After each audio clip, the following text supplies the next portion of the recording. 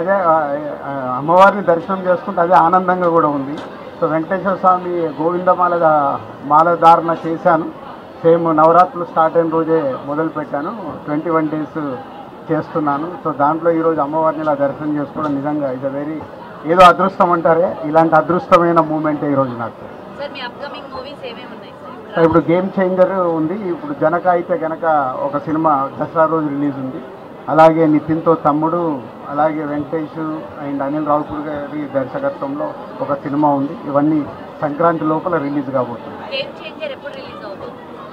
క్రిస్మస్కి అనుకుంటున్నాం. Thank you. జై శ్రీమన్నారాయణ.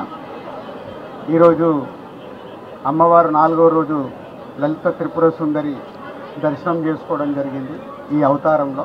సో ఈరోజు నేను విజయవాడ రావడం, సో ఇక్కడికి వచ్చి అమ్మవారి దర్శనం చేసుకోవడం ఈ నవరాత్రుల్లో చాలా ఆనందంగా ఉంది.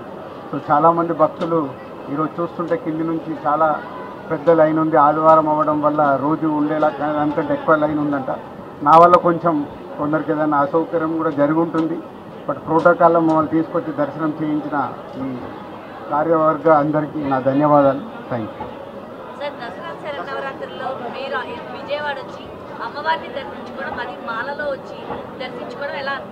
ఇప్పుడు ఆపరేషన్ లేకుండానే మోకాళ్లకు ప్లాస్మా ట్రీట్మెంట్. మీ ఆర్థోపెడిక్ సమస్యలన్నిటికీ రోబోటిక్ టెక్నాలజీ ద్వారా తక్కువ ఖర్చుతో శాశ్వత పరిష్కారం. Free consultation. ప్రతి ట్రీట్మెంట్ పై 20% డిస్కౌంట్.